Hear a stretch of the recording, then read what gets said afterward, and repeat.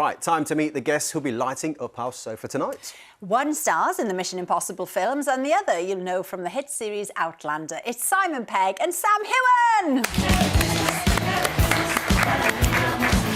Go on in. Hello! How are you? Thank you very much. Hi guys, how are you? Welcome. You did some dancing. We were going to hold hands. We were talking about holding hands, but we actually worked. came in the same clothes today. We did. A little bit. We did. Looking good. You're looking good. You look like a great pair. Welcome to the show, both of you. Sam, we've been talking Christmas trees at the top of the show, and we thought you might appreciate this from one of your fans, Maria.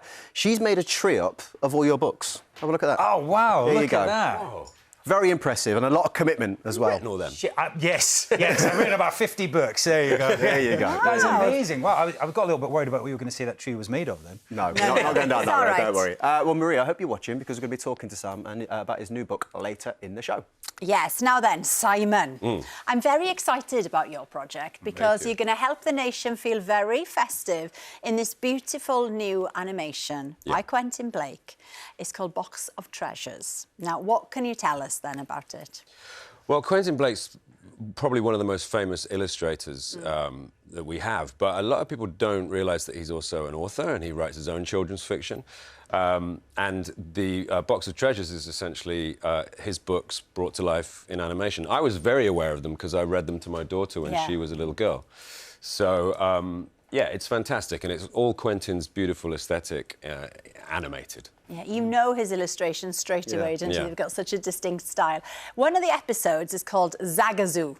Now, for those not in the know, Simon, over to you to explain what is that? a Zagazoo actually is.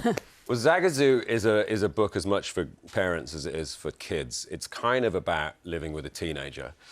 So when you're reading it to your little one, as you probably would, you're also anticipating one day living with a creature like a Zagazoo, who is a shape-shifting, very unpredictable, extremely scary thing.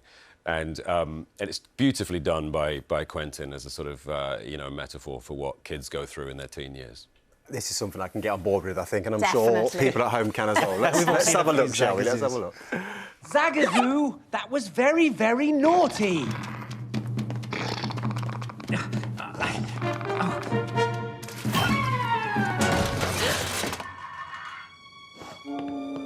Oh, sweetheart, are you all right? Oh, good. The vulture's back. There, it's all right.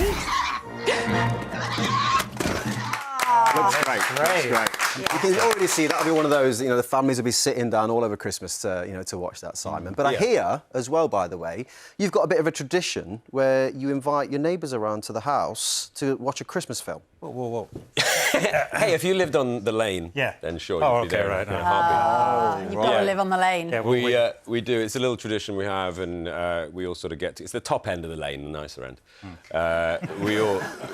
They'll come round to ours, and we watch... I think last year we watched Elf. OK, what's this year, then? I don't know. We haven't sort of had a... Can people lose their invites? Yeah, well, it depends. Obviously, there's various criteria. Yeah. Well, if you move out of the top end of the lane... Yeah. If you there's any move to, like... space, complaining about the extension. I'm just going to say, Yeah. big fan of the Elf, obviously. Yeah. But, if there's anyone at the bottom of the lane that doesn't make it, then... You're on the wait list. The reserves. We need to talk about the latest Mission Impossible. Yes. Now, what news do you bring to our studio on this? Well, we're back shooting again now that the strike's all been resolved. Oh, yes. We're back into part 2, which we had been shooting previously before part 1 came out, and then we down tools to go on the press tour and the release of Dead Reckoning Part 1. And then we were going to go straight back to shooting Dead Reckoning Part 2, but the strike happened, so we had to just sort of really down tools. And now we're back on. So it's going to be pushed a little bit, invariably, but I'm excited to be back on set. Yeah. You also, something completely separate, Simon, you was doing a pop video, directing a pop video recently that was totally out of the blue. I did. I directed Rick Astley's... Amazing. I mean, Look at it. Here we are, Sam. We can see a bit of it here. And Rick Astley, one of the nicest men out there. Such a lovely guy. Isn't he? But how did this come about then? It was a weird thing. I saw him at a festival over the summer, and when I was a teenager and I was a goth and an indie kid, and the kind of pop machine at the time was like my worst enemy, you know, and Rick was obviously at the forefront of that with Stock Aitken and Waterman. But I was watching him at this festival just thinking, you know, he's played a really brilliant long game here. He's still making music. He's still... A lot of the bands that I liked have split up a long time ago, you know. And I just Instagrammed a little picture of him with a love heart going, I love this guy. Anyway, I think he saw that and he kind of got in contact with my people and asked if I'd like to direct his video. And I was like, yes, please. And then, you know, a couple of weeks later, we did 77 shots in 2 days. It was it was a hoot, him and his band, and they were just so lovely. Rick is the man. Sorry, so you slipped into his DMs, basically. I slipped into Rick. That's you got to do it. Nice. And now have a new sideline. We love it. Love it. You can see Zagazoo at 1:25 on the 29th of December on BBC One. But if you could pick a BBC show, Simon, to feature in, I mean, apart from obviously Quentin Blake, lending your voice, which would you choose? Any time ever? Any time ever. I would say 80s Grange Hill. Oh. I'd love to be. The Zammo years. Yeah, that would have been that would a great punch. Yeah, that was. I would have got to go to the White House and to do Just Say No and all that sort of stuff. It was a heady time. Yeah, it was, wasn't it? Yeah. I'm older than you. I was thinking about Biker Grove. That would have been a good one. Biker Grove. Biker Grove. And I hear you're a massive Lord of the Rings fan, Sam. You went to the set, didn't you, in New Zealand? Well, I was in New Zealand, yes, and we did go to Weta. Where they do all the prosthetics, and you can see we got made up as a dwarf and an elf. And my dwarf was he was a bit rude. He used a lot of expletives. Not a tea time dwarf. Not a tea time dwarf, but good at heart. Yeah. Now, before we talk about the book that accompanies the series Men in Kilts, let's have a look at Sam and Graham taking the Scottish spirit all the way to New Zealand. I have to admit, I feel like an explorer. We might be the first people ever to come up here. No. But it's still really great. Well, the first men in kilts to come up here. The first, maybe the first people in kilts. The first people in commando on a glacier. Didn't really need to know that. Chilly. Brave. Yes, very brave. Claim to fame. Now, so my husband is from New Zealand, but really?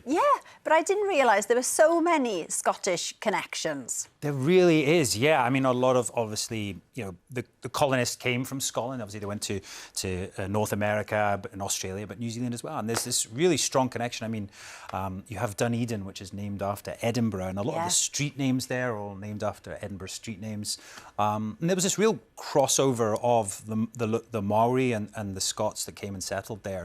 And, you know, when we were there in New Zealand, we got to see this. We got to see a local Maori kid playing the bagpipes, which was incredible. But yeah, they really had this amazing crossover. Now, on the book, it's written by yourself and Graham. Would you describe it as like a travel vlog of sorts? You could call it that, yeah, you could. Or you could say it's an argument. We basically wrote the first book. It was during COVID, and we were writing at the same time. And we realised, whilst writing at the same time, that we were arguing about what actually happened. And we realised that this format actually works. And we went to New Zealand. The man doesn't like doing anything scary or extreme. No, but you do, right? I love it. I love it. And of course, it is the capital of extreme sports. Queenstown, which I think you've been to, Simon. Yes, I have. Yeah. It's an incredible place. It's an adrenaline. It's an adrenaline junkies centre. Paradise. Yeah. Paradise. Yeah. But you did manage, obviously, to convince him to do the odd bit and bob, because I did. What's going on here? Well, there I pushed him over a cliff, tied to a bungee rope. We told him it was a swing. Poor Graham. Yeah, poor man. But actually, it goes upside down. You basically fall upside down and then swing. That's the never swing. An incredible one. We did speed boats, and we did, you know, off-road cars and zip lines. I mean, everything. It's got everything, New Zealand. Swam with sharks. Swam with sharks, yeah, kind of terrifying, actually. Those things are amazing. When you get down there and you're in their world, you realise not only how impressive they are, but also how intelligent. They know exactly what you're up to. They're kind of watching you rather than you're watching them. Yeah. Are you into that sort of stuff, Simon? I remember being on a boat in New Zealand, actually, and the captain saying, don't worry if you fall overboard, everything in there's big enough to eat you in one bite. Which was comforting. Reassuring. Yeah. But yeah, you know, Queenstown is one of those places, isn't it? It's just it's incredible. People go there, they gravitate towards there. I love snowboarding, and I went snowboarding there, and yeah, it just feels like the centre of craziness. Yeah, it's definitely. I was drawn to it. It's a really fun place. Yeah. Have you got a favourite time or moment from your time in New Zealand? It's really hard. You know, it's this amazing group of islands. There's so much culture, and there's every landscape from like alpine to jungle to desert. But honestly, the Maoris, the Maori culture, you know, we got invited to a marae there, the local community, and we were welcomed in, and we did this whole ceremony where they sing and they tell us about their history and their heritage. We had to sing back to them, which was maybe not so impressive, but it was incredible. We sung "O Flower of Scotland" because it's our national anthem. Just the two of you? Yeah, it's difficult. I've only ever done it drunk, so it was fun. But we got to do, you know, a lot of the haka. We got to touch on that, the waka race. Amazing. I mean, it was, you know, incredible, really immersive. Now, something totally separate. You're in the Couples Next Door. Yes.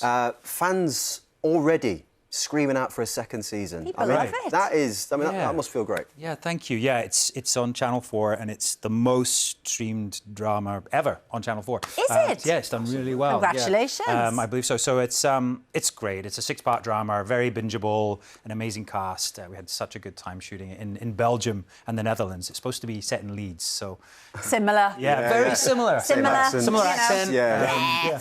And you're filming the final series of Outlander. Don't. It's bittersweet. Yeah. Yeah. It's been 8 seasons. Well, this will be the 8th one. It's been 10 years of my life. It's a long time, isn't it? I'll be looking for a new job, Simon. Slide in the DMs. Yes. I've been shooting Mission Impossible 2 for 10 years. Wow. No, it feels like it. Yeah, it probably does. Yeah. Or it's just incredible, and it's been an amazing journey. But it'll be sad to say goodbye to the ginger wig for sure. You could direct a Rick Astley video. There you go. It'll be fine. As you said, slide in his DMs. Slide it. And Sam's book, Clanlands in New Zealand, Kiwis, Kilts and an Adventure Down Under is out now. So give them it. Right, so thank you to our guests tonight. Thank you Brilliant. so Thank you so much. We'll be back on Monday with the star of Aquaman, Jason Momoa, Nigella Lawson and James Nesbitt. Have a really lovely weekend. Bye-bye.